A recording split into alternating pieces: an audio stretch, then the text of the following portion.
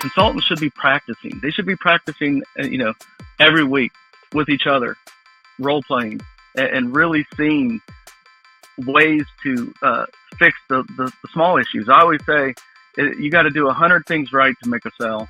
It only takes one thing to lose it. And if you're just messing up on that one thing, maybe you're not petting the dog. Maybe you're coming in looking disheveled. You got to figure out what that one thing is that's costing you sales. And a lot of times it's reaching out for help, coaching. Welcome to the Waste No Day podcast, a podcast specifically for and about the home services industry as it relates to plumbing, heating, air conditioning, and electrical. More than a podcast, Waste No Day is a credo, a determination, a mindset. It is a never-ending discipline. It is a refuse to lose pursuit. It is a wake-up call every morning to waste no day. Now here's your hosts, Brian Burton and Nate Minnick.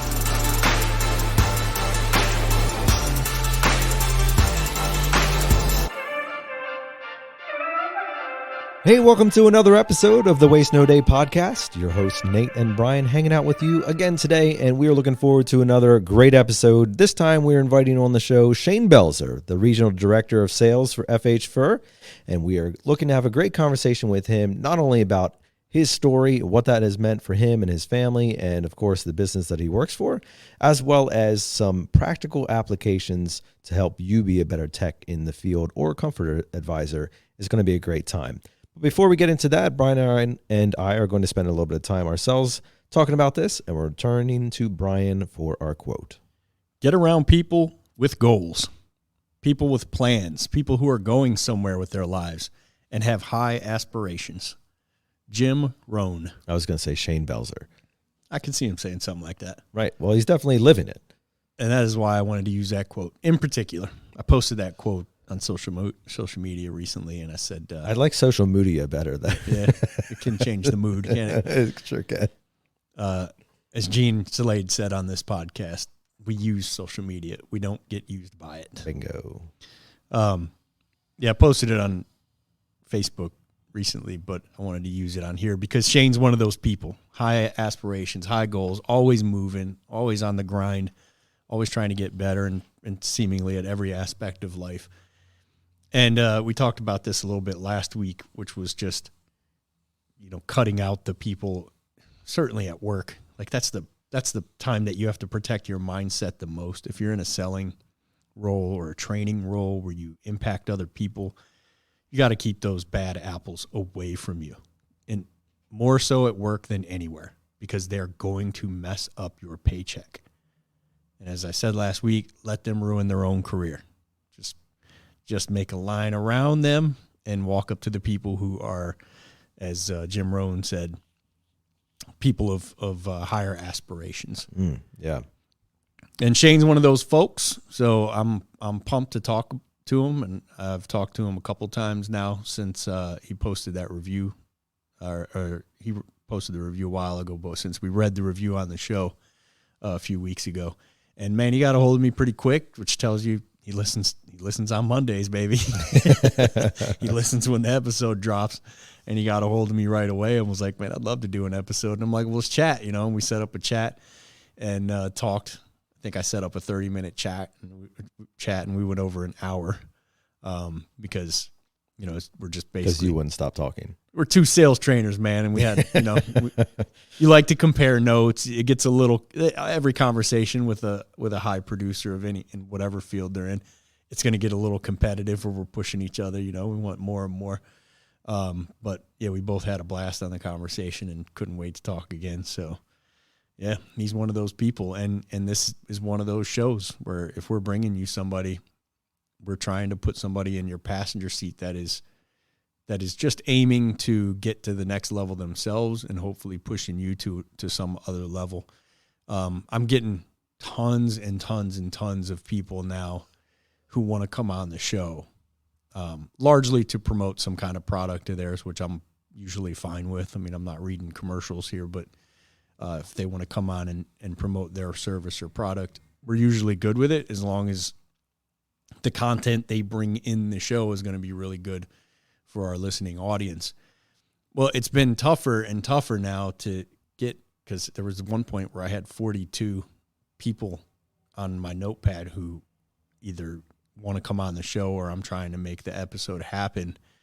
And, you know, we only get 52 episodes a year to do. So I'm getting more, I guess we're getting tougher about who we're going to let on the show or bring on the show, I should say, and a little more strenuous in the filtering process. It's getting tougher to have the same people on over and over again, even when there are some of our personal favorite people to have on the show. Cause you're like, I have all these people trying to get on the show. I think so many of these people have a great message to get out on the show.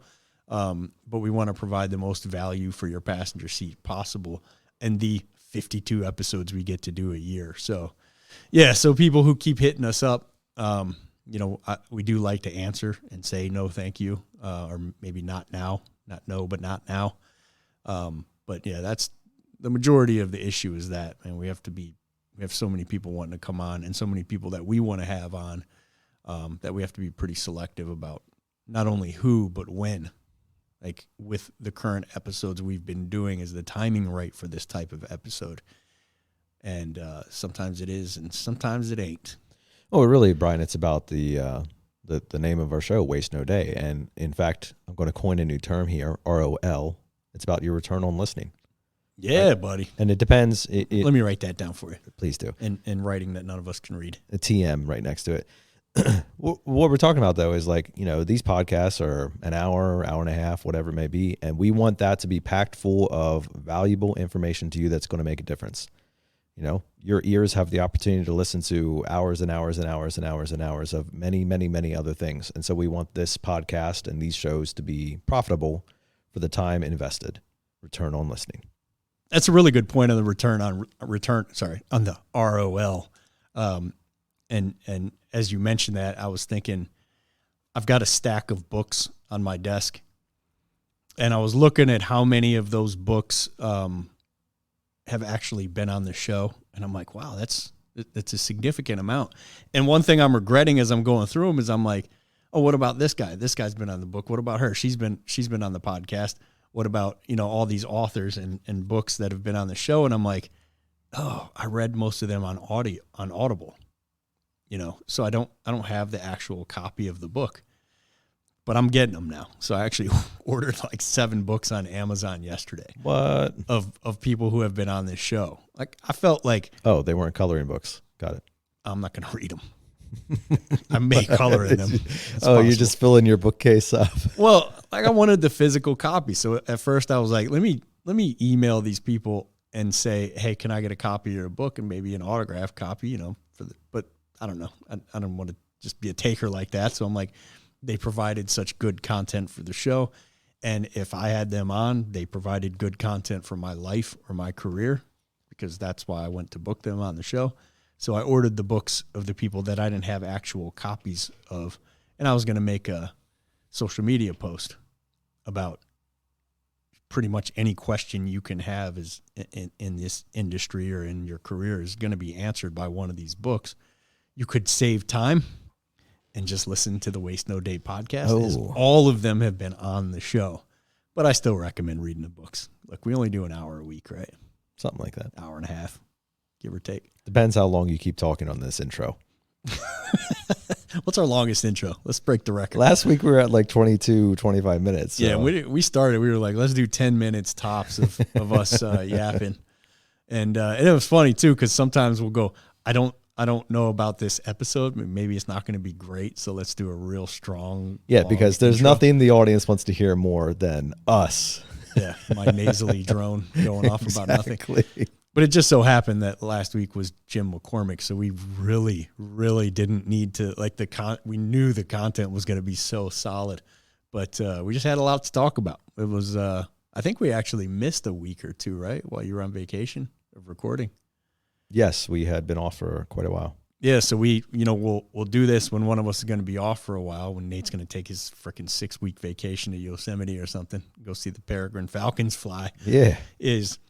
We'll record several episodes. We'll figure out timelines. We'll set them up so they're going to release automatically, and we're good to go. And that's what we did. So, yeah, we were like... well, thanks for revealing that secret. Yeah, everybody thought we were recording live Monday morning. Every Monday morning. Yeah, we record at 4 a.m. and drop them at 5 a.m.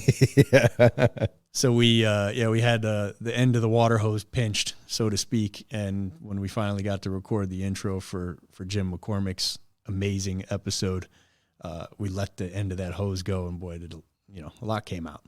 So we apologize if we went a little long for you guys. Hey, real quick, I wanted to mention Firestarter podcast by Mr. Todd Lyles, a friend of the show, dropping what's out now, released this week. Brian Burton and Nate Minnick being interviewed by Todd Lyles on the Firestarter podcast. Check it out. Yeah, wow. Could be a good one. We recorded it a long time ago, so I don't remember if it's good or not. But I think we were talking about President Trump at the time or something. Yeah, who's gonna get elected in 2020? Yeah, we're giving Todd a hard time, but yeah, we did. We recorded it several months ago, so I don't really remember the interview, but Nate's on it, so I'm sure it was gold. Right? Yeah, obviously dropping pearls. Well, before we drop some pearls ourselves with our interview with Shane, it is time for our review of the week. Brian, who do we got today? Best podcast in HVAC. Boom. 5-star. Always looking forward to Mondays for new episodes. Can you imagine such a thing? Looking forward to Mondays? My man is looking forward to Mondays. Or my man or woman is looking forward to Mondays because of the Waste No Day podcast. I work at 1 Hour Myrtle Beach. I significantly improve my presentation with every episode. The little things make a big difference. Great having you guys in the truck with me, and I appreciate what you folks do. Ain't easy being C. C is in the letter C or Yep. S-E-A? The letter C. Ain't easy being... I'm guessing it cut them off. Like it was more letters than they'd let you use for your title. All right. Ain't easy being cool in a very humid city that gets up to over 100. Fair. Probably. Ain't easy being cool in Myrtle Beach. We appreciate you, buddy. Yeah. Thank you for the review. Absolutely. Glad we can help. And if you feel so inclined to reach out and thank us, by all means, jump on Apple Podcast, scroll down, click, write a review, hit the 5-star, give us a little message. If you don't want to do all that, just click the 5-star and let it go. Or jump on Spotify and click the 5-star. A lot of people have been doing that. Hey, look at this. We crossed the 200 review mark. We are sitting at 201 reviews on holla. Apple Podcast. All right. So we appreciate you guys, and I'm going to talk a little chirp into dropping that album. Yeah. Sorry, dropping that song. The single. The one song album. You have to talk to his agent. All right. I am talking to his agent But and him and his alter ego, Nate. who we're going to talk to now is Shane Belzer, and we're going to put him in your passenger seat.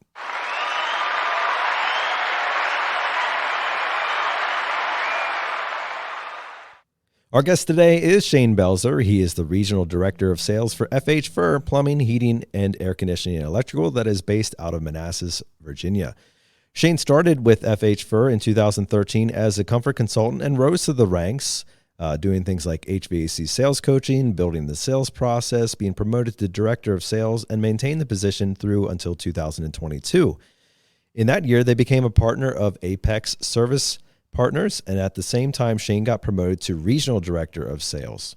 One of Shane's proudest moments is when he started as Director of Sales and they were doing $20 million in HVAC sales to growing and managing the team of 20 comfort consultants that did $53 million in HVAC sales under his leadership.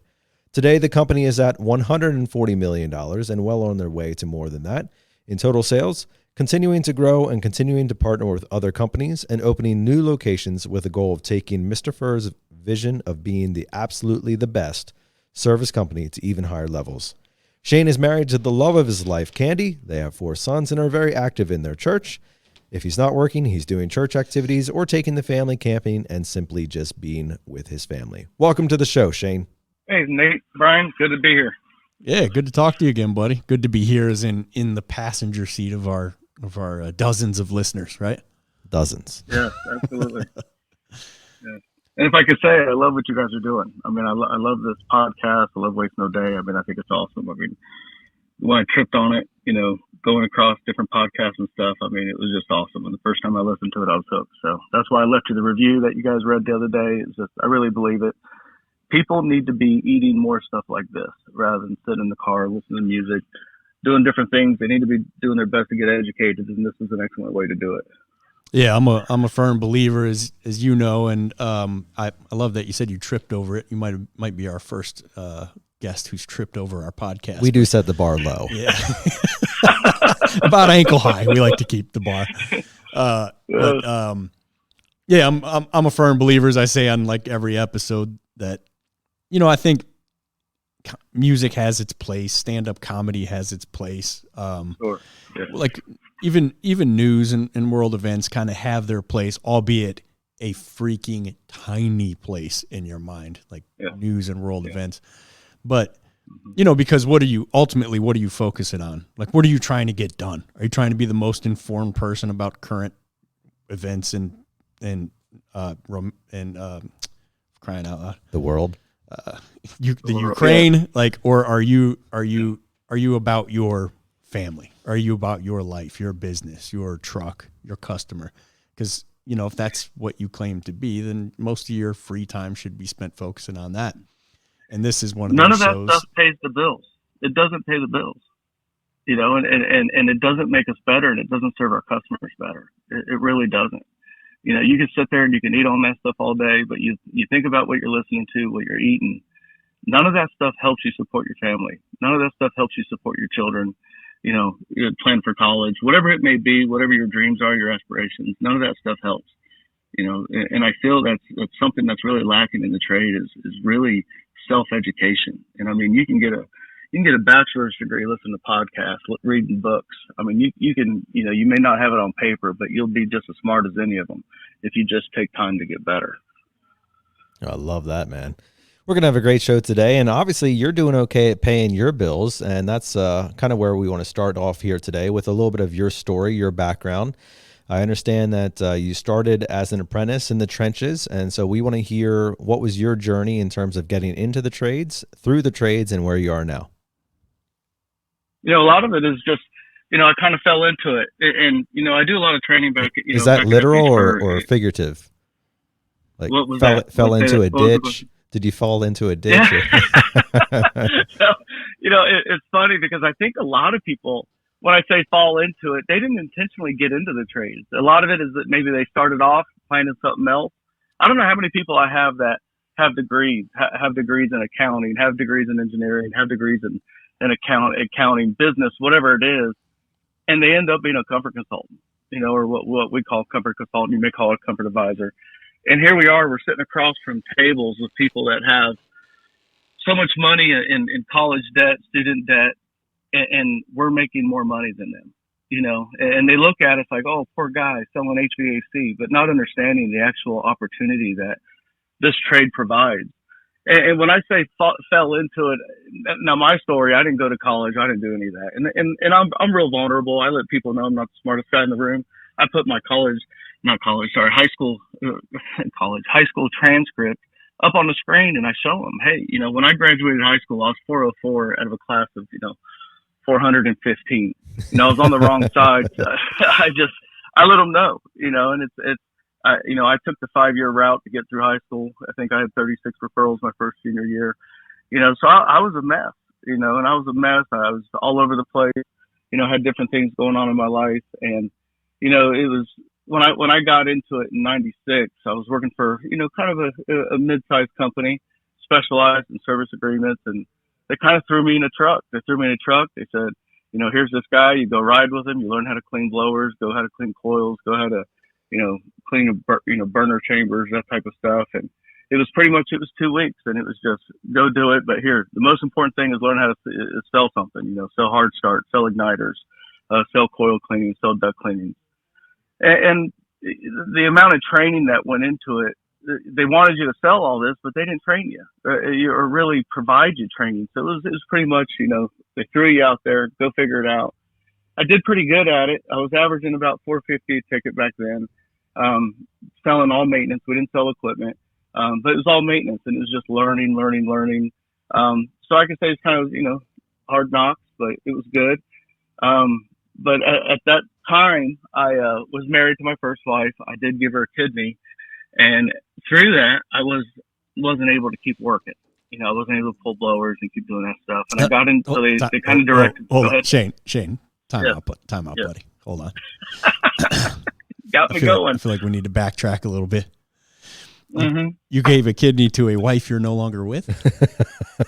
That's correct. Oh, okay, I just want to make sure we didn't gloss over that. Yes, and I wouldn't, and I don't regret it.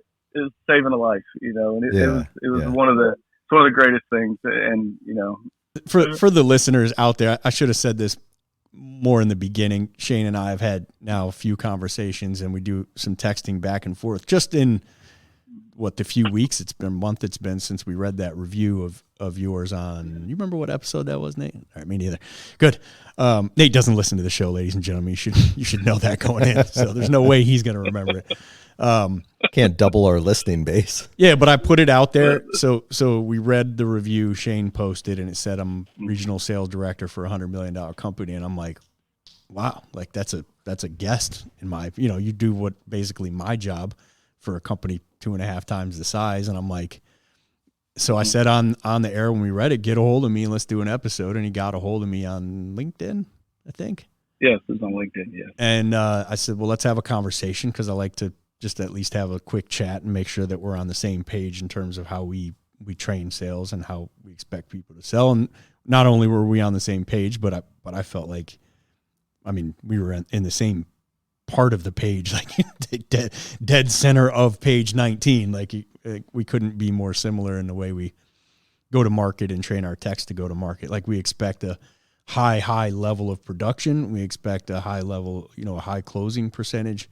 Yes. But we also expect a very high-end relationship built with that client, and for our people to get very high reviews and to treat them a certain way and to always maintain the integrity they come with or exceed that for some people, which is, it happens, especially with the younger generations, that you actually have to teach them integrity. Yes. And Shane has now become a part of my network. Like I expect that we'll have many years of texting back and forth with new strategies and closes, and I can't promote enough that there are so many people in our industry doing whatever you do as you sit here and listen to this, whenever you're listening to this, in your position, in a similar position to yours, at whatever level you're at in your struggle, and maybe it's even life outside of work.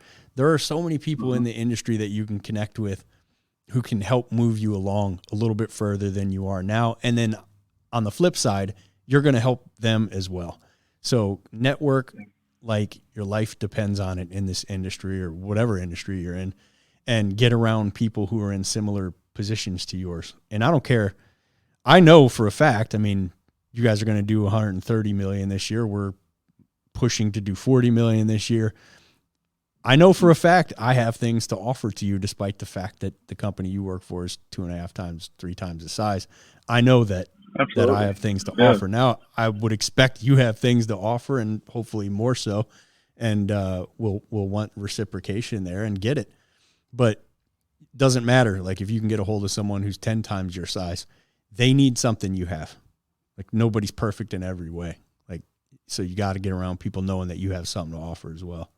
So yeah, do some networking, get a hold of people like Shane if you're around that kind of position, and just put your own network together. B&Is and best practices groups and franchises are great, and if you're up and coming, you can't be that successful without those things these days. But you can also build your own, so you should always be building your own little network. Sorry, buddy, I didn't mean to cut you off there. I actually meant to say that in the beginning, because after we hung up day before yesterday or whatever it was, I just thought that to myself, and I'm like, that's something that I really need to touch on with the audience, to say, like, you need to be doing this thing. It's really important. It's kind of what, if it's okay to say Nexstar, it's kind of what they were built on. We started with them from the very beginning, and there's so much that we learn from shared groups, things like that. Now that we're a part of the APEX Service Partner Organization, We have, 140 different companies in our network. I mean, it's just sharing, learning. And I believe we're the largest even in that network, but yet I go to different companies all the time and I learn stuff. It's just R&D, and we all get better. We really do. So it's very important. If you don't have someone, just like Brian said, you need to jump out there and you need to figure it out. Get on LinkedIn, whatever it is that you do, and find somebody and find someone to share with and grow with. So that's what I love doing it. So it's great. So Shane, you've been working your way through your story here, and you're moving through the ranks, I guess, and learning things. At least thrown to the wolves, learning things. Did you fall into regional sales director, or how did you get from apprentice to there?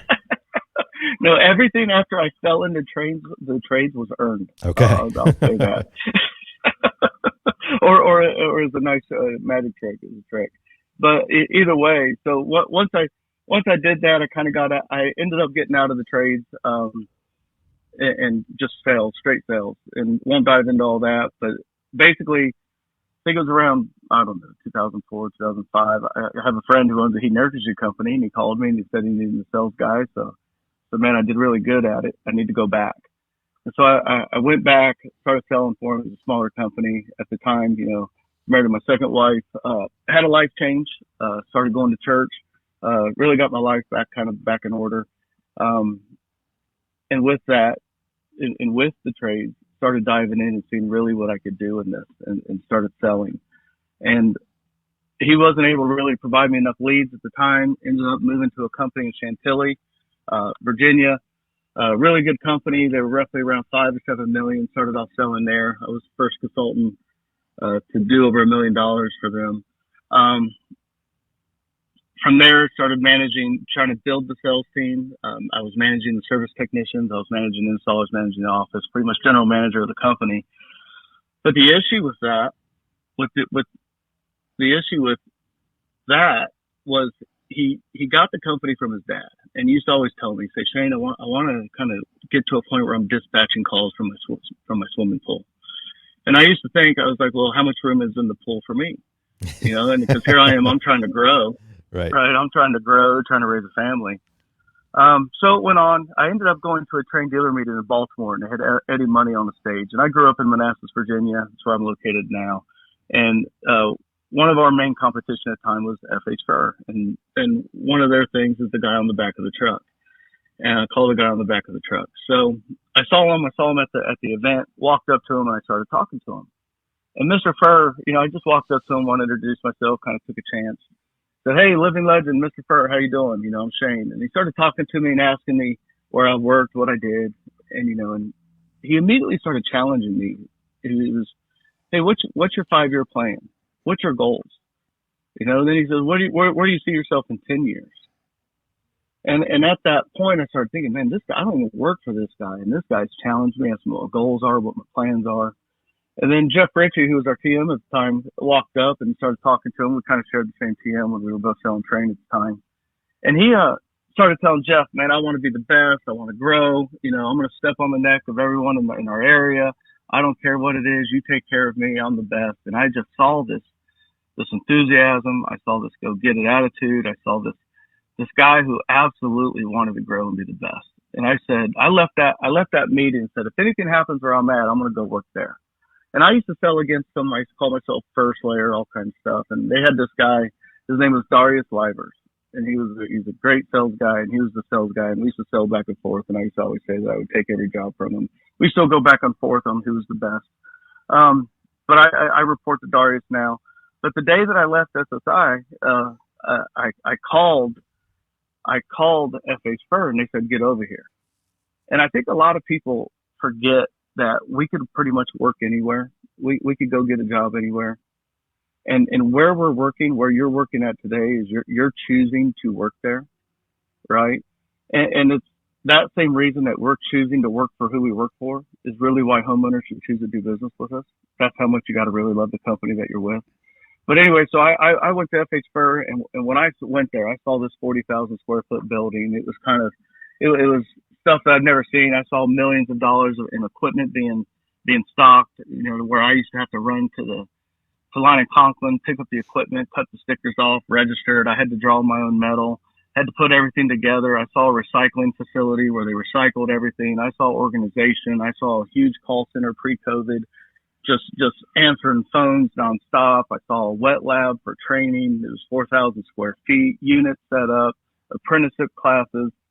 And as soon as I was there, it was like, wow, what I've been doing the last 7 years, pouring my sweat and blood into, here they are, they're already doing it. If I could run a company, this is exactly how I'd want to do it. You know, and I just felt so passionate that I kind of found a home at that time. It was, this is pretty much what I'm looking for. So I told Darius at the time that I didn't want to be in management. I didn't want to do it. I just wanted to go sell. So I got in the car, started selling, performed very well. Had another company in the area call and offer me a position of sales manager. It's a very large national company. But I respected Darius so much. I went to Darius. Darius is the position I'm being offered. I'm kind of getting the itch. I want to start leading and motivating teams again, coaching. So he moved me up in 2000. What was that? It was probably 2014, 2015 to sales coach. Started coaching, doing daily ride-alongs. Darius and I created a sales process. We really got devoted to the sales process. And in 2016, Mr. Furr decided to take a step back. Darius was promoted to COO. And at that time, I was promoted to not regional, but director of sales at that time. And from there, we opened a shop in Rockville. We kind of grew the company. When I took over in 2016 and Darius became COO in 2016, we were roughly around 30 million. You know, we started the EOS. I was telling Brian we did do EOS. One of the main things that we did do is we kind of got our core values together. We figured out what our vision was. We had a leadership at that time of 5 people. And we grew the company from 30 million to 100 million within 5 years. Wow. You know, so it was really just being dedicated to the process, driving, and really becoming dedicated to what we said we are as a company, you know, and really isolating what our core values were, what our vision was, sitting in a room, putting hundreds and hundreds of words on a board and figuring it out. I believe you guys have gone through the same process. Sure. But it really put us in line with what we wanted to do. So from there, being part of the leadership team, roughly it was about a year ago, we decided that we needed to bring on a partner. We interviewed several groups. They came and they met with us, but I'll tell you, the Apex, when they walked in, they sold them, and we all went away from there saying we wanted to be a part of that network. And so we have goals now. We've already opened up eight companies. We're growing, and the goal is to get to around 500 million in our region. So it's and the only way to do it is to stay focused and stay dedicated to what we were and who we are. That's an incredible story, man, and kudos to you on the meteoric rise there. I'm sure that's been absolutely a whirlwind of things. Yes, absolutely. I mean, it's nonstop, you know, and it's going from, you know, and I kind of mentioned this in what I sent Brian is, you know, I always wanted to manage a team that did over 50 million in HVAC sales, you know, just HVAC sales replacement, you know, so my last year of being the single manager for the entire group, we did 53 million. So, and it was managing roughly 22 comfort consultants, and we don't have any tech selling. It was just strictly comfort consultants running leads and keeping all those mindsets in line, you know, keeping them motivated and running. You know, we were able to do 53 million my last year when I was the only sales manager for the company. So it's pretty excited, but now, you know, I've got bigger goals, bigger aspirations, you know, and really it's, again, the only way to do it is keep minds right, keep motivation, keep moving. And so let's talk about your responsibilities now. Your title is what exactly? Well, I'm the regional director of sales right now. Regional director. Is that assistant to the regional director or just straight regional director? So I directly report. Probably never even watched The Office, Nate. We'll just stop with that. Yeah, I haven't. No, okay. I'll be honest with you guys. I don't. I'll be honest. I don't have a TV. I don't watch TV. Okay, Whoa. taking Waste No Day to another level. No, I don't like this level, buddy. I'm not getting rid of my TV or my Netflix or my Prime, Mike's HBO Max. I use none of it. I mean, you guys you're in Lancaster. You should be used to dealing with people with no TV. Yeah. There's an Amish joke in there somewhere. Yeah, I'm pretty sure they have TVs. I think they're sneaking them in their basement. They got phones now. They don't need TVs. I haven't had a TV for 20 years. Oh, good for you, man. Wow. Well, then you must invest a lot of time into building the team. So what exactly is within your purview right now? So right now it's really about continuing to grow, right, and grow our region. So with that, we've purchased 2 companies down in Richmond. We've consolidated to FH Furr. They're growing. I expect to be in Richmond doing $100 million. And we've also bought 2 companies in Delaware, 3 locations down in Delaware. We've got Rockville, we've got Finksburg. So around 8, right? Around 8 different purchases. We purchased a couple even in our own area in Culpeper. But so what I do now is really about establishing sales management, hiring comfort consultants, training process, training what we do, training what got us to 100 million when it was just us, And I'm on the regional team, hence the title regional director. I'm on the regional team, and I support all branches in training and development. Excellent. And that's specifically within the context of sales. Yes, and I also train technicians as well. It's one of the new things I'm doing now is training technicians to go out, keep their minds right, and to properly provide services, of course, to our customers. Well, I'm glad you mentioned that, Shane, because obviously, you have a great story and we love hearing that, but the podcast is designed to be more than just stories. It's designed to be a benefit to the listener, of which predominantly is technicians. And so we wanted to invite you on here today to talk about some of the strategies that you're deploying and training and focusing on so that our listeners can take something away from this podcast and have a difference in their life. Everybody who's listening to this one, I assume, has a similar trajectory or desires to have a similar trajectory to you, is in moving from apprentice to the next step to the next step to the next step. I mean, that's the whole concept of Waste No Day. We're not wasting no day just to stay level and stay at the same place that we've always been. We want to grow and we want to get better. So let's talk about what you think it takes. Maybe you have some steps or some strategies or the ABCs of making it happen. To become the better tech, to learn more about sales, to focus on what matters and makes a difference. Yeah, and it's like I said the other day, sales has been gone over from top to bottom, right? I mean, and there's so many different sales trainers out there, so many different processes, and let's be honest, most of them work, but the problem with today is really that people don't keep their mindsets right. They don't stay in line with what their goals are. They don't write their goals down, but they don't remain consistent to a process.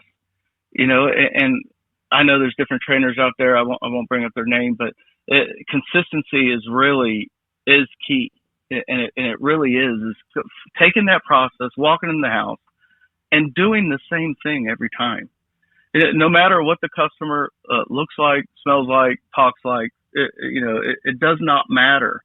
What matters is that we follow our process and we do things right, and we do it from a servant's heart, to where we understand that when we walk in that house, that we are the best thing for that customer personally. And that doesn't mean you have the most knowledge, the most extensive experience, but that you care so much that when you walk in that house, that you firmly believe in your product, in your company, in yourself, and the fact that you really have a love for all customers, and knowing that I'm going to find out what their problems are and I'm going to make it better. If Anna has allergies, I'm going to make it better. If they have a room that's too hot and it's not comfortable and they suffer from it, I'm the person to make it better. And you really go in, you perform an explore step, a discovery step, whatever you want to call it, and you go in and you really begin to ask questions from a heart of care and concern, and really to have a desire to help that customer. So it's really we all preach mindset. It's mindset, mindset, mindset. And I really believe there's a reason that we do it. But we got to get to a point of radical consistency where we're radically consistent in every home. That what your process is, you adhere to it. What you're being trained, you adhere to it. And you don't make excuses. You don't make excuses not to follow the steps. If you're taught to walk in the house, you set rapport, you go to the thermostat, you go to the thermostat. And when you go to the thermostat, you begin to ask questions and you begin to find out, who in the house, Mr. and Mr. Johnson, who in the house has allergies? You don't ask, do you suffer from allergies? You say who, because you want that name. Because when you bring that solution later, you want to say, hey, earlier you said this, Anna has allergies. If you take a look at this coil, and the greatest part is keeping the person near the unit, and if you can actually show it to them. If you can't, you need to take pictures, and you show it to them, and you show them how you can improve Anna's allergies. But it's all about remaining consistent to the process, remaining dedicated, and understanding you're gonna get no's. There's gonna be people that say no, and when they say no, you just move on. But you remain consistent. And if that consistency is going to net you 70% closing on service, why are you going to change? Why are you not going to follow what you've been taught? You stick to the process. You remain consistent. So Shane, hopefully that makes sense. No, I'm tracking with you, man. And I want to go back to a word that you used earlier there. So you said not just consistency, but radical consistency. Explain what that means, and how radical are you telling us to be? That you don't divert. When I say radically consistent, I'm saying that it is your. Well, I mean, when we think radical, and you think radicals, you're thinking of someone who is so devoted and so on aim, on point, that they're not going to allow anything to divert them from their process. They're going to remain in control and they're going to remain dedicated to it. And if you don't do that, again, all you're doing is you're throwing yourself off of what makes you successful. And so radical, when I say radically consistent, I mean that it's extreme, you're a fanatic, you're rabid, you're ultra. The definition of radical is different from the usual or the traditional. You are going to adhere to what has made you successful. Does that make sense? It does, Shane. And I'm just, I'm listening to the audience, so to speak, and they're saying, but Shane, like every time I walk into the house, something different happens. This house has three decision makers who all want to be involved. And this next house, nobody's at home, and I have to do this over the phone. And this next house, they don't have a thermostat on the first floor. It's on the second floor. And the next one says, well, nobody in the house has allergies. And like all these things are changing. How am I supposed to be radically consistent, Shane? So does that stop you from setting rapport? Does that stop you from asking questions? Does that stop you from really caring about the customer? Does that stop you from following, when I say an explore step, finding problems? Does that stop you from getting the customer to the equipment? No. Now you talk about people not being there. I mean, everyone should have a step in their process on how to reset a call. I mean, if you find out that you absolutely can't ask for the business on that call, you should be going for a reset. Not being selfish and saying, oh, they're wasting my time. You should be going for a reset to get in front of those people that are necessary to make the right decision. So it's all about, of course, training, practicing, exercising, and getting better at what you do. But we can come up with so many excuses as to why we can't do what we're supposed to do. But the fact is you can. You just got to find the best way to do it at that point. You adhere to your process. You stick to it. You don't let people throw you off. Yes, there might be times that maybe all business people, all decision makers aren't there. You got to find a way to get into all the decision makers. If it's a matter of collecting your information and doing a Zoom call later, you do it. But the fact is that we get back in the house when we can ask for the business. You should never really give pricing. As far as a comfort consultant goes, you should never give pricing unless you have the ability to sit in front of all decision makers. You should be resetting that call and finding a way to do it. So Shane, does that make sense? It does, man. And what do you say? I mean, the possibility exists here that we can live in a vacuum. All right. So, let's say that I'm a track runner and I compete against my high school, and I run the 100 meters in a 10.5, and I feel like I'm pretty good, and I'm top of my team. I'm the best runner in my school. And then I go to a match or a meet, and I realize like, oh wow, there's some really fast people here. I'm gonna have to do a little bit better. Like, Sure. How do we know if the consistency of our current process and our current process in general is good enough to compete against the bigger, broader picture? How do we know, or how do we prevent ourselves being the big fish in the little pond if we never throw ourselves into the big pond? You get what I'm saying? Like, let's say that I'm closing at 70% right now. Does that mean that I have arrived and that my process is beautiful and that my consistency is on track? Let's say that I'm closing at higher than anybody else in my company, but I'm not at 70%. Maybe I'm at 50%. Does that mean that I have achieved the proper process and I'm being consistent about it? You get what I'm saying? Like, how do I know that my process is right before I start dialing in on being radically consistent? Because if my process is wrong or there's something inerrant about it, I might still be consistent about it, but I'm not getting the results that you're saying I could.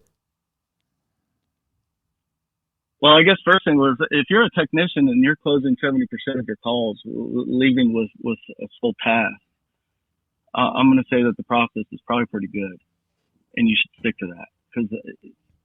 And if you're a comfort consultant and you're closing 50%, of all lead types, I'm not talking about technicians. We know that there's different closing percentages on all lead types. So whether it's retail, whether you're in a retail program, inbound, marketed lead, whatever it is, if you take all your lead types and you're closing 1 out of 2, you're probably pretty good. Now, that doesn't mean there's not room to get better. But in my opinion, I go to these places and I hear, comfort consultants, selling strictly equipment, selling 70%. That just tells me you need to raise your price. You need to get to a point where you can average 1 out of 2 at a profitable price, which should be established by leadership. But if you're closing 70%, you should be asking for more money as a comfort consultant. As technicians walking out 70% of the time with sold tasks, it's probably pretty good, and your process is probably pretty good. There's so many different there's so many processes out there in our industry, right? No one's coming up with new stuff. We all know what we're supposed to do in the house.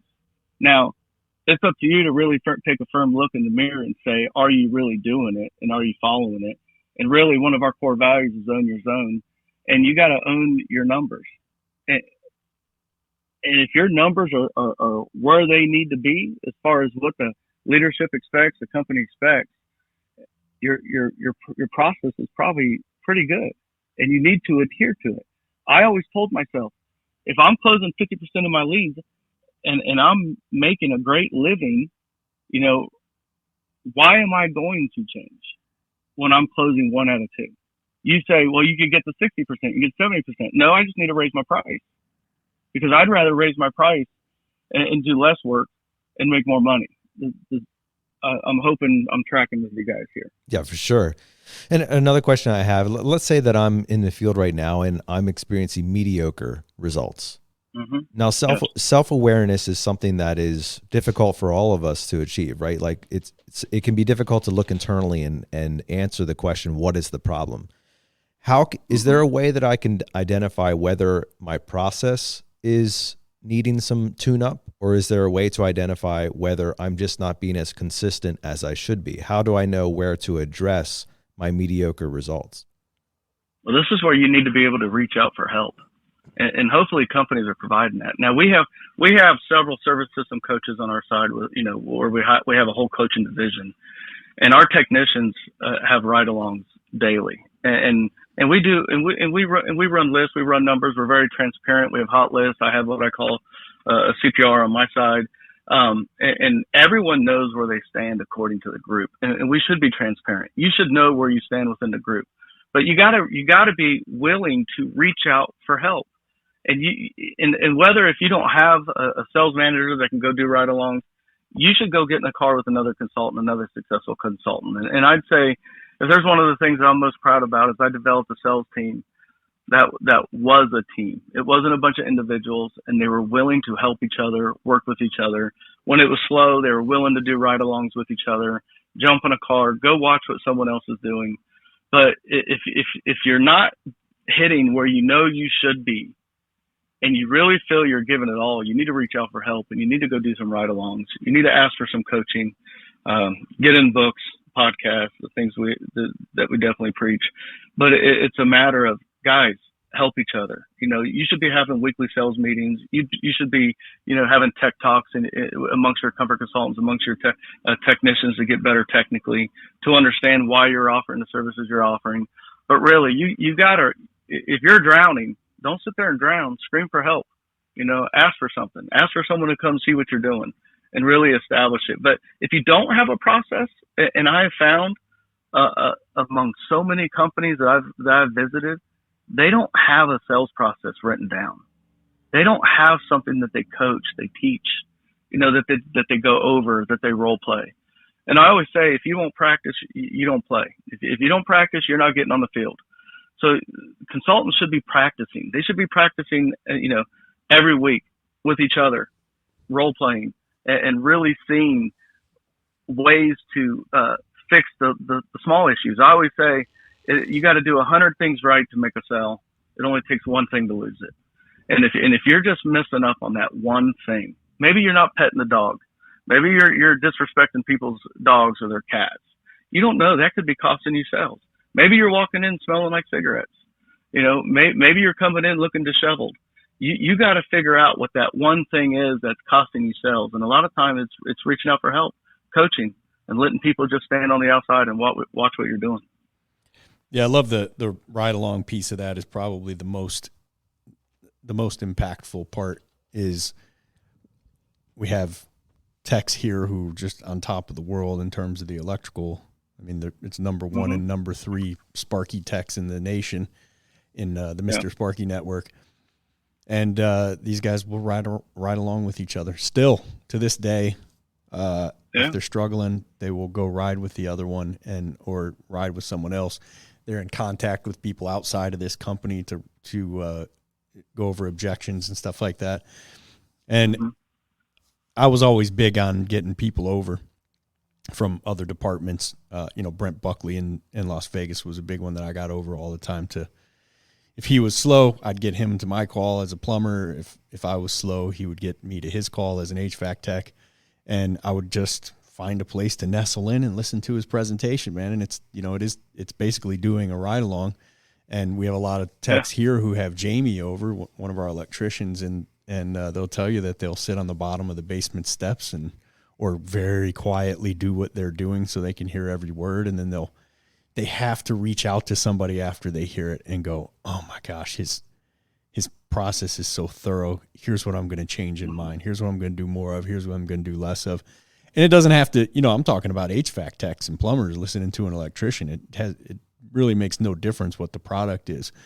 But if you can find someone who's doing it a little more successfully than you are in your company or in your trade or in your area, or get on a plane, get in a car and drive to another area if you don't have that kind of relationship with your competitors, your local competitors, but then go find somebody. It's very easy to find anymore. Get in the Waste No Day group, a Facebook group, and make a post that says, I'm a HVAC tech looking to increase my ticket average, and I'm in Baltimore, Maryland. Is there anyone in the area within a couple hours that would let me come and do a ride along who's doing more than this much revenue per month? I guarantee you somebody's going to jump at that opportunity to have someone come in and do a ride along with them.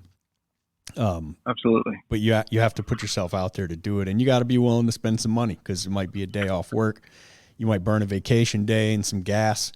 You might take a flight, man. I don't know how long it's been since he did this, but Brent Buckley, who I don't know what he sold, well over 12 million last year. He would have people come out from all over the country to do ride-alongs with him, and they're buying airline tickets, they're getting hotel rooms. But imagine how much of a return there's going to be on that when you pick up 2 things that you need to do more or less of, and you start doing that in your call, and all of a sudden your closing rate goes up, your ticket average goes up. The ride-along is huge because you're just a fly on the wall seeing somebody do exactly what you do, but potentially at a higher level. So how can you get better training than that? but not Absolutely. like, don't wait for your manager to force you to do it, because you're going to go at it with a different perspective anyway. Like, I'd rather be making money. I'm not getting paid for this or whatever. So you got to do it yourself. You just have to take it upon yourself to go do it. Yeah, no, absolutely. And there's so much opportunity to learn and to grow and to be better. If you don't have the kind of atmosphere in your company that allows that, I say you got to start that right away. You got to fix that. You got to fix that problem. We're all there to be better and to make a living for our own families and for to really to serve our customers. And you got to have that. You got to have your top dog. Let's say you got your top dog. He like one of my consultants, right? He did 4.3 million last year. I'm gonna have a few reps over 4 million this year. They're all willing to take the bottom guy and let him ride along and just watch. And if you don't have that in your company, you got to develop that right away, because there's I always say, a locker room is fixed from within. You got to have those leaders. You got to have those people in the locker room that are willing to take people under their wing and help them grow. Not look at them as competition. Not look at them as they're taking your lead, but really take a leadership stance and help each other grow. It's very important. Absolutely, Shane. And just kind of curious here, is radical consistency, is that where it starts and stops, or are there other elements of the recipe? Well, I mean, it's one of the for example, service technicians. I believe I always teach this thing. It's called home field versus away. And if you were to look at a line on a game, generally those that are on home field are always favored. And we don't get the customer on our field enough. We got to get them in front of the unit. We got to get them to pull the doors off the furnace and get them to put their head inside the furnace. I used to have a boss back in the 90s when I was selling cars. He'd pay us $100 if we can get the customer in the trunk, right? So it was if he looked out on the lot and he saw that we had a customer inside the trunk, we'd get $100, because that means we had them involved in the process. And I've kind of taken that and I look at it as HVAC. So many times we walk in and the customer wants to, says they're on a call or they're doing this, doing that. We got to get them involved, but they're not going to get involved if it's not fun. We got to make the process fun. We got to make it exciting. And we got to get the customer down on our field, which means get them to the unit, get them to open the door, get them to look inside the furnace, get them to look and say, is that water? And then you begin to explain the process of how, an air conditioner is a dehumidifier and you have water running down the coil. And if there's dirt on the coil, how it'll fall off onto the heat exchanger. And it becomes all visual at that point. And, when you tell me that Anna has allergies and I show you the coil and it's completely clogged with dirt and I say, would you like to help Anna with her allergies? What do you think we should do with this? How many people are going to say, no, I don't want to help Anna. No, I want Anna to keep suffering from allergies. You just have to get them on your field and be the professional, establish that you're the professional, pull the contactor out, show them what their contactor looks like, and show them what it's supposed to look like. And you just simply ask, do you want me to put this back in the unit? Many times they're going to say no, and then having that third party, validation on your tablet. You should be able to show them what humidity in the house is supposed to look like. When a technician walks in, he should put a humidity reader on the table and go back and check it. And we know if it's under 40%, there's something wrong. If it's over 60%, there's something wrong. And we just show it and we explain it. We were taught show and tell in kindergarten. I don't know why we left it there. We need to be walking in the house and showing these things. And as technicians, I promise you, it will make you more money if you get customers on home field. Now, when you say get them in the trunk, do you literally mean in the trunk? Like about to be kidnapped?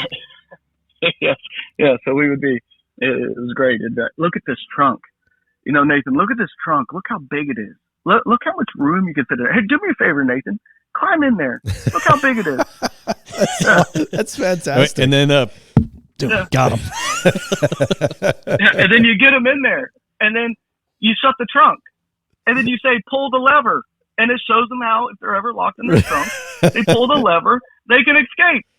I like this. So basically, we need to figure out how to fit somebody into a cabinet or some ductwork. Yeah, yeah, absolutely. And we do that. We can do that every day. If you're just not, you should treat every service call like a full-fledged inspection. And we need to start working according to the compass and not the clock. You should think that you have one call per day. That's it. Just one call. You go to your first call and you're there and you treat them right. You follow your process. You open up the coil. You open up the furnace. You get the customer involved. You get them to look inside there. These technicians, you can buy a humidity sensor for $15 on Amazon. I think you can get a pack of 2. You can buy a camera nowadays and Wi-Fi it to your phone for $30. Why aren't you using that? You can buy an infrared gun, from FLIR for $270 and connect it right to your phone and show people the ductwork is leaking. If we just do a little bit more, we'll all support our families so much better. And every company will rise up, and I'm okay with that. If everyone rises to the top, we're all going to make more money. Every one of us. We can all ask for more money. We can all make more money, and the trades will continue to be a desirous field. But we all have to raise our level. Really, the worst thing I hear is every time your technician walks in my house, he tries to sell me something. That just tells me that they're not following a process and that we're coming across as if we're just sales guys and not professionals. That if you hear that person should be brought in for a one-on-one right away, and a ride-along should be done.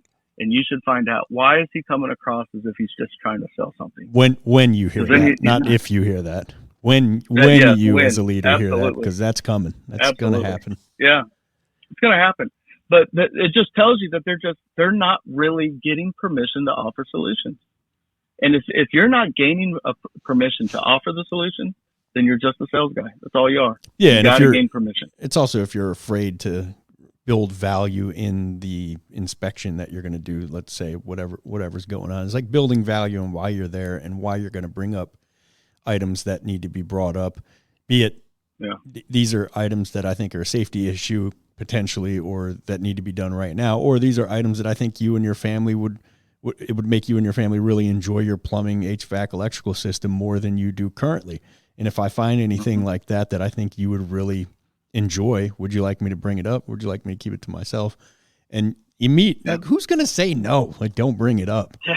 But if the last 3 texts that were out were, abusive or completely checked out, which tends to be the biggest thing, is they're somewhat checked out of that call and checked out of that client, haven't really built a relationship, and they bring up some things at the end because they feel it's their job to do it, even though they don't feel like it. And they're not going to ask the person to buy or anything. They're not going way out of their comfort zone.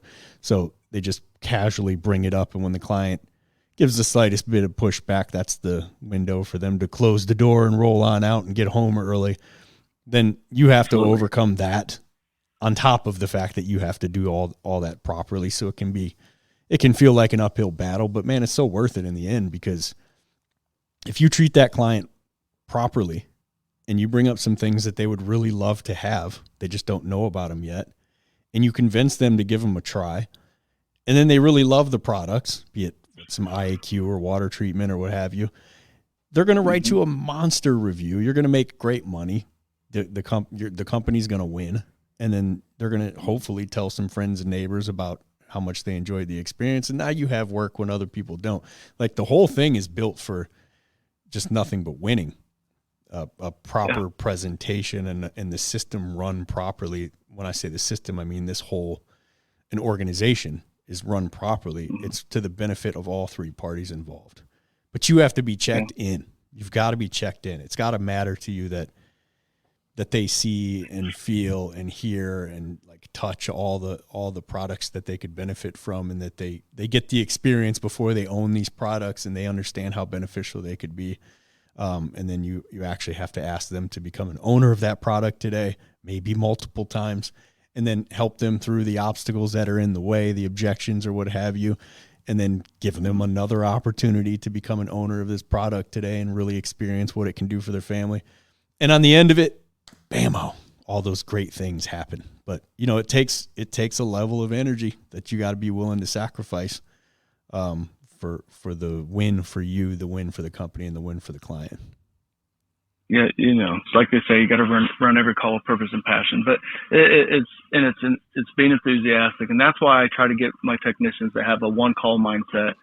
You're running this one call today. You better love the one you're with. This is the one call, and this is your opportunity. And of course, we don't pay hourly, we don't pay salary. They got to go make it. So it's yeah, baby. That's what I'm talking about. So you need to go there, and you need to understand that this is your opportunity, and you better fall in love with that customer, and you better find out what they wish was better in their house. What problems they do have, and you got to provide solutions. And when you offer a solution, you better validate the solution. If it's not validated, then you're just trying to sell something. You're just being greedy. You're looking at the customer as a paycheck. Validate a solution for me. Well, when I talk about UV, if I'm talking about cleaning the coil. Let's say cleaning the coil, but go ahead and validate that solution for me. Well, again, I'm having them at the unit. I'm on home field, and I'm opening up the coil and I'm showing it to them. I'm showing them the biological growth on the coil. And I'm saying, hey, you mentioned Anna has allergies, and if you take a look at this coil, you see how dirty it is. Let me explain to you how it's getting there. It's coming through your return, bypassing your filter, it's going up through your blower, and it's collecting on your coil, and if you look at your blower and pull dirt off of that, put it in a baggie, show it to them, you're validating the reason why they should have a UV light, because when you have a dark, cold, musty, wet place and you're accumulating dirt on it due to filtration, lack of maintenance, it's going to make Anna's allergies worse. Now, hold on a sec, Sean. I get the biological growth and my daughter Anna's allergies and stuff, but you said it's bypassing my filter. Is there like a side door that it can open and walk around the filter? Because I've seen that thing and it seems to collect everything. Yeah, absolutely. Absolutely. I mean, there's, if you're basically if we're standing in front of your system here, right? And I was standing in front of the system, I would show the filter. I'd show how many times are they not tight? How many times are they missing a filter door, right? How many times have you seen loose ductwork stuck in a loose return box attached to the furnace that's just sucking in air? I mean, there's other ways for that air to get into that system. Right. So you got to go through and really do a thorough evaluation of what you're looking at and why it's happening. You need to establish why it's happening. But if they're just using a 1-inch pleated air, a 1-inch filter, we automatically know. And if it's just sitting inside of a 1-inch slot, air's being pulled in around that filter. It's not filtering. So we need to make that better. We need to replace the return box. We need to look at a polarized filter. We need to look at a 5-inch filter. We need to do something to where all the air is passing and going by that filter. Right. So it's really looking at it and establishing how it's happening. But yeah, you have to educate. You got to educate. And if you can't educate, if you don't know what MERV means, you should know that it means a minimum efficiency reporting value. You should know that stuff and be able to explain it to the customer and why it's happening. Did I answer your question, Brian? Absolutely. All right, I'm ready to buy. Yeah. Sell me, buddy. Close me. But I mean, here we are. We have all this. We're allowing all this dirt to come through the system, and it's sitting here on this coil, dark, wet, moist. How about we add the sun in here? Let's put the sun in here. Let's allow the sun to do its work and not allow this stuff to come back. Let's put a better filter in here. Let's seal up the system. Let's put the sun in here. And you know what? Anna's going to thank you for it later. And not only that, you're going to thank me. Because I'm here to provide you, answers to make you better, to make your life better. And really, our vision is helping people, right? Improving lives and achieving dreams. And that's our vision. That's the vision that we established. Our first goal is to help people to improve lives. And we know if we help people and if we improve lives, we're all going to achieve our dreams. And not only are we going to achieve our dreams, but our customers are going to achieve dreams. I'll never forget the time when my third son, Colton, had bloody noses. And he'd wake up and his pillow would be covered in blood, where he'd have bloody noses at night. And I said, man, I got to fix this. Here I am in the trade. I know what the problem is. I put a steam humidifier in my house, and guess what? Colton doesn't have bloody noses anymore, during the winter time. So it's seeing, me as a father, I did that. I'm a superhero now in my son's eyes. No longer is he suffering from those bloody noses because I made the investment and I fixed it, by having that steam humidifier. So now everywhere I go or any class I teach, guess what I tell them about? I tell them how I saved Colton. I was his superhero. I stopped him from having bloody noses. And so now I own that. It's so much easier for me to tell others about that because of what it did for me. Our technicians should own our products. They should have UV lights. They should have humidifiers. And if they don't, you need to start running contests. Just don't give them to them. Run contests and get these products in their house so they can experience them for themselves.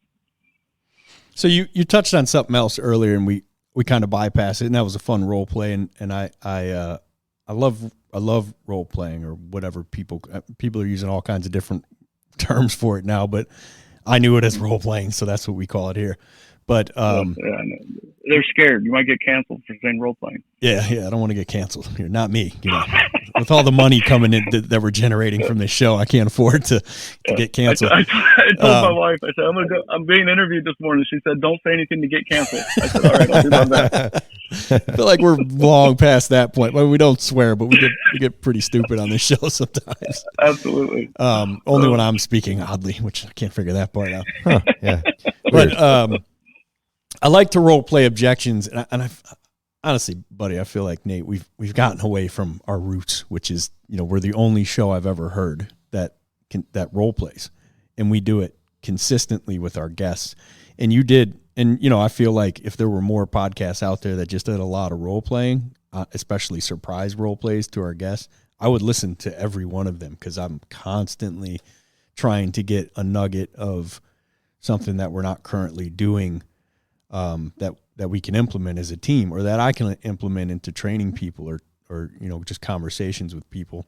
And you talked about, we never present a price unless all decision makers are present.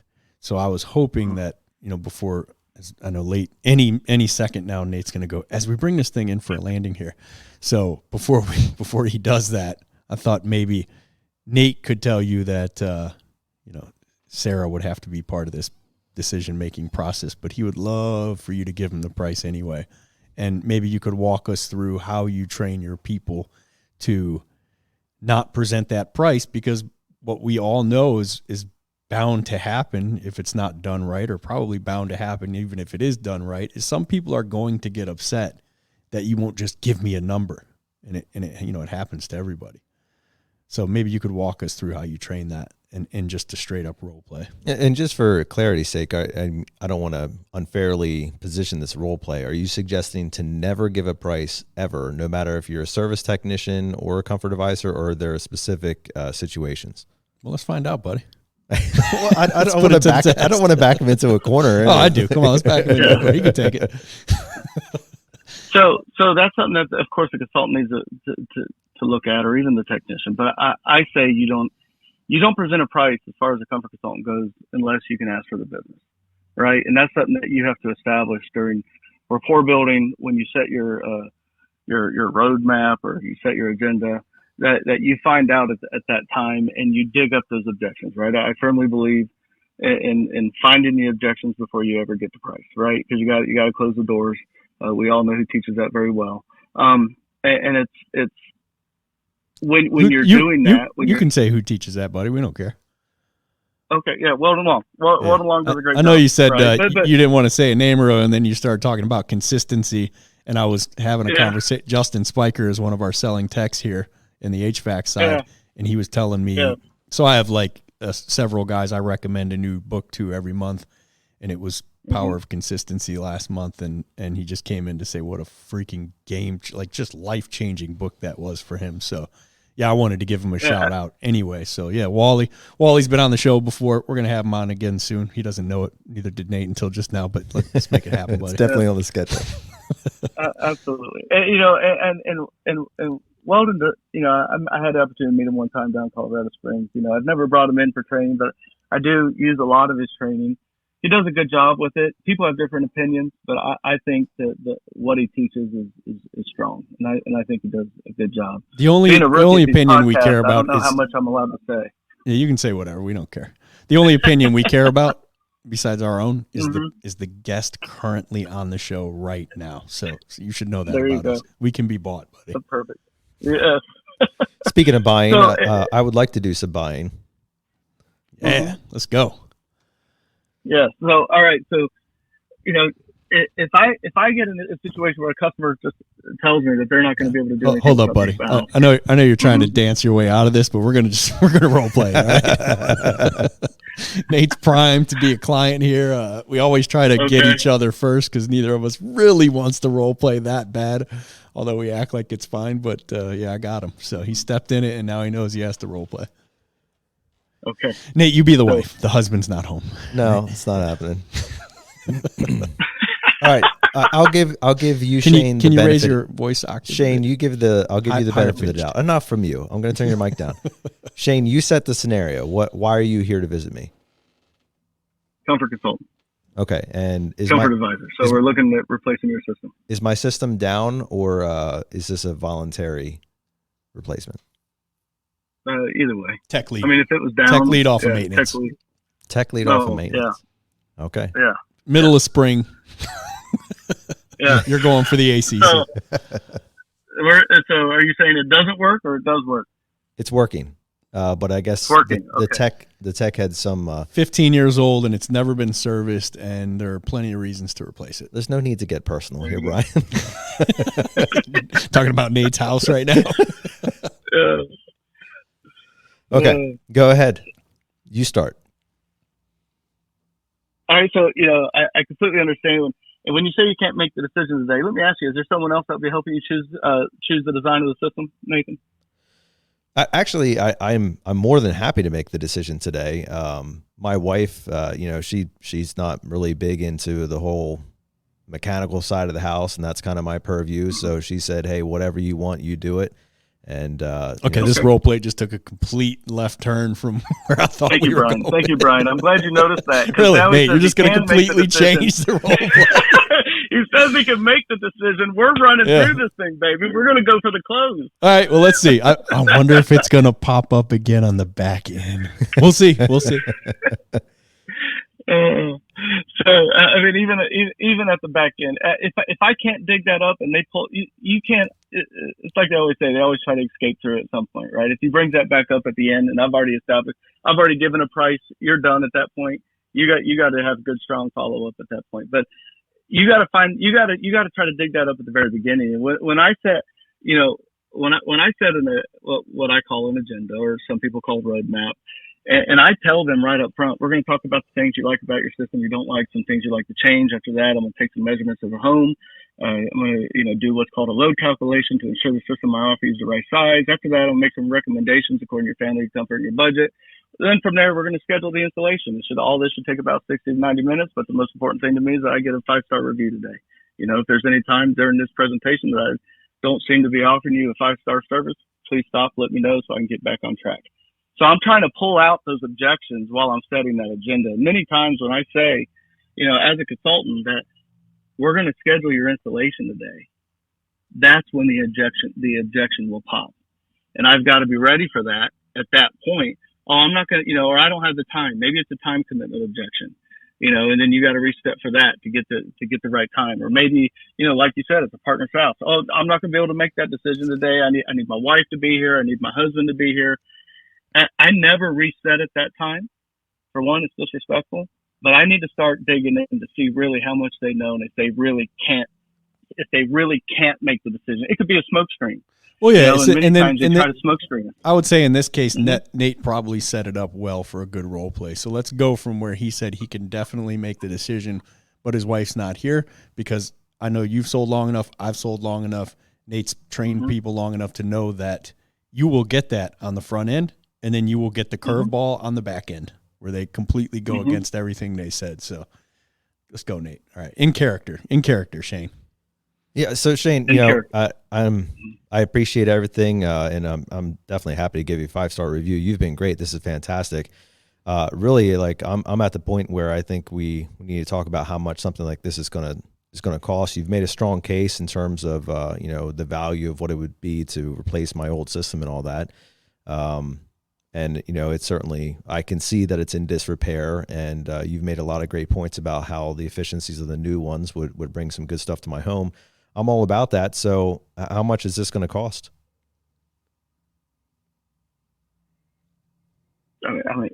So at that point, just how my process is and what we do.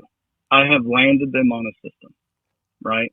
I've landed them on a system. I've landed them on a solution, and I've bundled everything together at that point.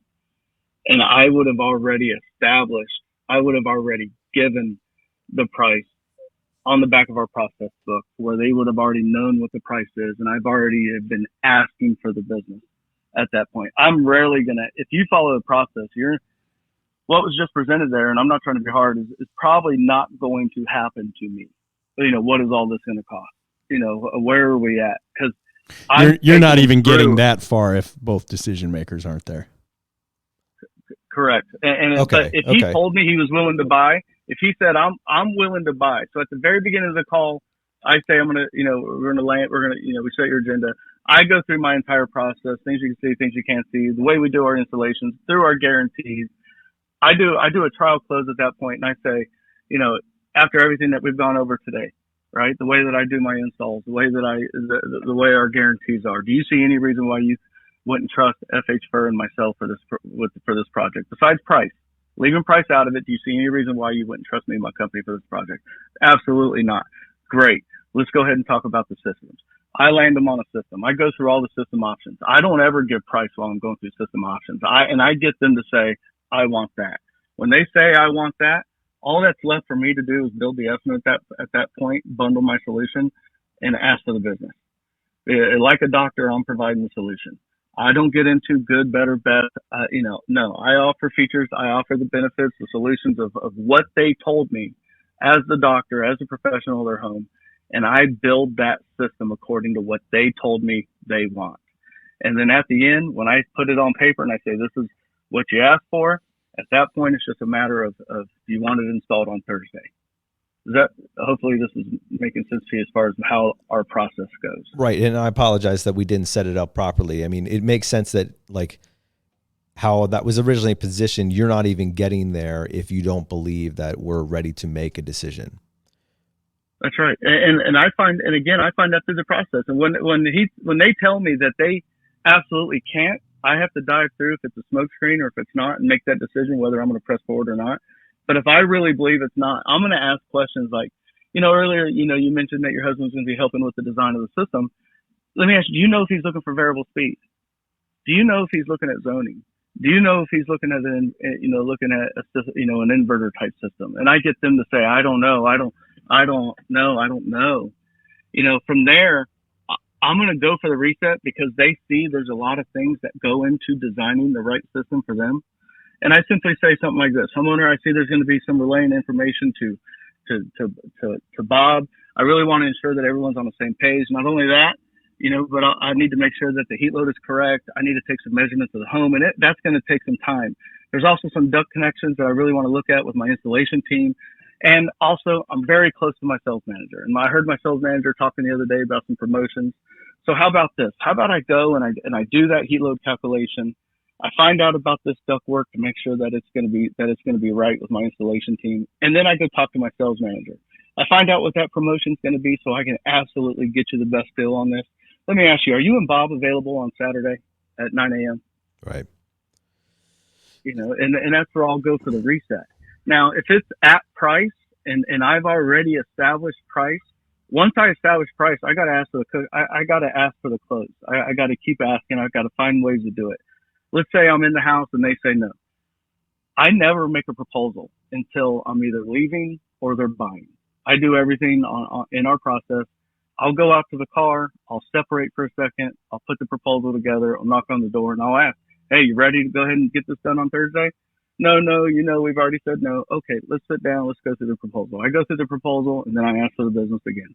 And if it's a matter of taking a couple dollars off to just show them that I made a phone call to try to earn their business because I don't want to see them go out and get ripped off and let's just get this done, I'll do it that way. But I'm asking for the business at that point 4 or 5 different times, 4 or 5 different strategically placed ways, from going to the car, coming back in, asking at the door, going through the proposal, asking for it again, and just really getting them. And if it means asking them to get the other person on the phone to go through it, I'll do that. If it means setting up a Teams meeting real quick or a Zoom meeting to get the wife on there so we can go through it in person, if she has time with the husband and the wife, I'll I'll throw Teams up and I'll send them a Teams invite. If they have Teams or it's a Zoom, and get the wife on right there.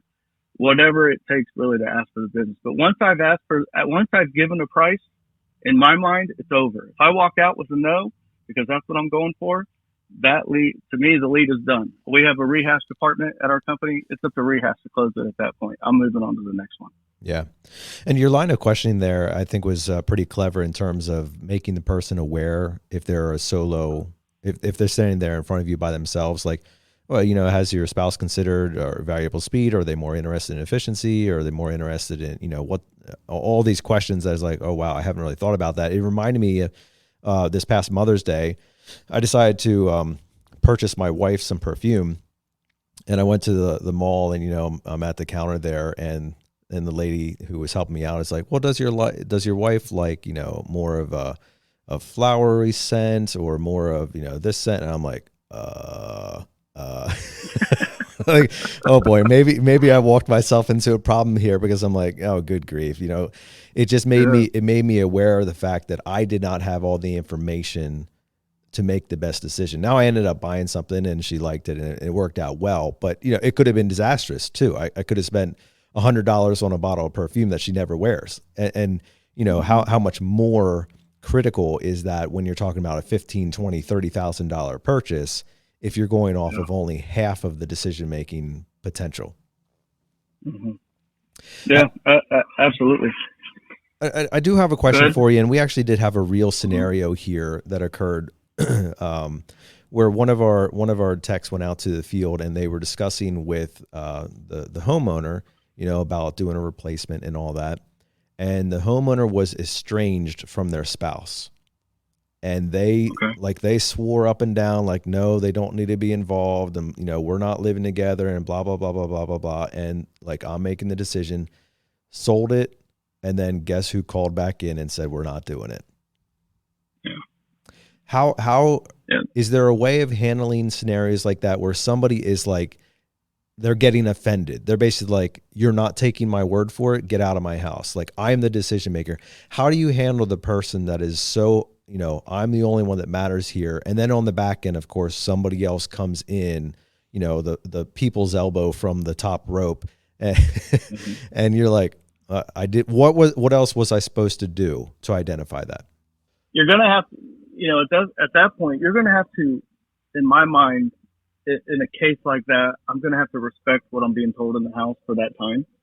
But when they come in later and they're saying they're not going to do it, I'm going to find out what I can do to get back in the house and meet with that person. I mean, that's really, at that point, the only option you have is to say, you know, I understand that, you know, you're not understanding the value that we're bringing because you didn't happen to be there. Would it be okay if we sat through and met? If I came out to the house, I walked through the system with you, walked through the house with you, gone over what the solutions are, gone over what the options are, and really get that person back in the house and really start over from the beginning almost at that point. But if you're in the house and the customer is telling you, I'm it, this is it, then I'm going to make the decision at that point to move forward. I don't know how many times that I did move forward with that, because I'd rather meet with the you know, the one that makes all the decisions in the house. You can go ahead and fill in the blanks there. I'd rather meet with them every time. And I'll never forget the time I had a husband call me and he said, you know, I don't know what you did to my wife, but she says you're the only person I'm allowed to buy from. You know, and it's because I did treat her with respect. It's because I did go over all the options with her. It's because I did treat her like she, you know, had a brain and was able to make a decision. So I definitely, you have to evaluate as a professional, do I move forward or do I not? You know, but I really firmly believe that we should do our best not to present price unless you have the decision maker in front of you. And you have to find that out through your process. And that's why you need a process. And if you don't have a process, you better develop it. What I read to you is in my training manual. I've got it written down. So that way I can train it. So when I'm standing in front of 20 different consultants, I can go through it and we can role play it. And they can all sit across from each other, going through the scenario of going for the reset. You know, but if you don't have that level of training, you got to get to it. And if your company's not providing it, you need to do it for yourself. sit down, take a day, take a Saturday, take a Sunday, and write down your sales process. And then get in the books, get in the training, and evaluate it, practice it, remain consistent. As I said earlier, radically consistent, and improve from there. Well, this has been great stuff, Shane. And as we bring things in for a landing, if people are interested in learning more about you or about your company, where's the best place to find that out?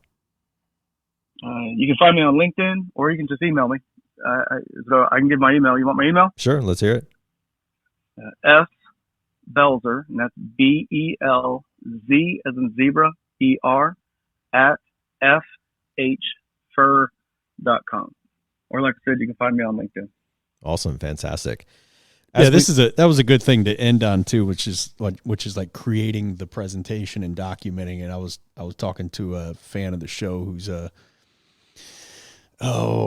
think VP of sales or something similar, like a similar role to ours. Just because you're VP of sales, Brian, everybody else isn't VP of sales. I feel bad now because I don't remember his title, but his name's Jason Squilante, and he was talking about like he wants to get more into role playing the process, but where do we start, you know? And I'm sure we have a lot of listeners who think the same thing. We've been doing this for so long for both of us that it feels, of course, this is what we do and this is what everyone should be doing, and why wouldn't you be doing this? But imagine you were starting over and had never been at a company that did this, and now you're managing a team, and it sounds great, but where do you start? Well, that's where you start.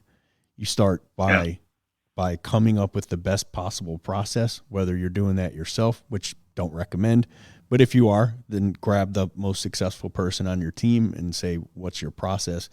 And document it from knocking on the door to you've left and now maybe a follow-up. Like everything in between is documented, and then start training with just how you approach the home, and then role play that. Absolutely. And make sure everyone role plays it perfectly before you move on to how you present product, how you do your maintenance, how you ask for the order. And you better be role playing how you ask a person to become an owner of the product, because across sales, across the entire nation, in all aspects, the last survey I read a few years ago now, I should probably look for another one, but it was 85% of sales interactions end without a person ever being asked specifically to buy. So you better believe that's what the number is in the trades. It's probably higher than that because we're technical, mechanical people. Yeah. So we've invested more in that side than the communication side. And we're probably even worse at asking for the order. So make sure you're role playing, asking for the order, and then role play what happens when they say no, and then role play what happens when they say yes, and read go for no. And when they say no from our friends, the authors of those books, Richard and Andrea, and master that, and then master, everything in between. That's how you start. That's how you start training this. Now, a better way to do it seriously is hear the processes, hear the people we interview, but maybe get a trainer, someone like Wally or the other trainers out there who do this for a living, and ask them to build the process for you. It costs you a little bit of money, but man, is it going to save you time and energy, and that is way more expensive than money. It's awesome. It's like what you said the other day. I've been listening. I told you the book that you guys recommended the other day. Voss, was it Michael Voss? Chris Voss. The Negotiate. Chris Voss. Never split the difference. Never split the difference. Episode 100 of the Waste No Day podcast. Thank you. There you go. And I got that. And he talked about going in the book, of course, no's. And I used to say throughout our process, get a yes on every page. Man, ever since I've done that, I'm changing it. I'm going for a no on every page. And I've been sitting here role playing. How do I get the no? How do I get the no on every page? That way it leads to the yes, or maybe the two magic words. That's right. Right. So it's learning. I mean, yes. I mean, I can say, man, I've hit the pinnacle. I've done this. Man, there's always ways to get better. Always go learn something.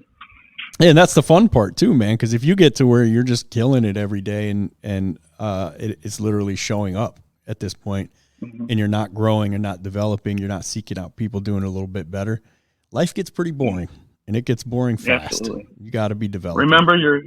Remember your paycheck's nothing more than a report card. And it's a sliding scale. I used to consider it an A if I made $1,000 in a week. Now it's 10,000, 15,000, 20,000 is an A. And I've got to constantly be striving to get that higher and higher and higher. Nothing but a report card. This week I may have got a C. I got to go back for that A. Love it, Shane. Thanks so much for taking the time out of your day to spend with us. We appreciate it, and all the great information that you've given to our listeners. I'm sure they will appreciate it as well. Yep, we appreciate you coming on, buddy, and thanks for the review. And yeah, let's keep in touch. Awesome, man. I really appreciate you guys. That's a wrap for this podcast. We hope you enjoyed your time with Shane Belzer. It was a great conversation with him, and man, he is chock full of just really good ideas and implementations that you can make in your day right now. Starting with that process piece and then making sure that you stick consistent and radically consistent to it. And I mean, those are some really great takeaways there. Make sure that you have a solid process and then you stick to it. And of course, all the other little things that he just threw in there. I mean, go back and listen to this one again for sure, because there's some really good content that I think is just so normal to him that he just speaks it. But I think some really good stuff to pull out and put into your everyday there. Great stuff there. If you're interested in hearing more from him, make sure that you hit him up on his LinkedIn or the other resources he provided. And of course, we'd love to know how you feel about all of our guests. So if you have ideas or you'd like to make some introductions for us or whatever for new people to have on the show, we're more than happy to hear you on that. And we'd love to hear who you'd like to have on and what topics they should be discussing. That's everything for the show today. We hope that you enjoyed it. And of course, if you do, please leave us a 5-star review and hit us up in the comments. We love that as well. Share this with some people who could use it and not only make your life better, but theirs as well. We want to leave you now with our weekly challenge, which is the same every week, to choose to wake up each and every morning and waste no day.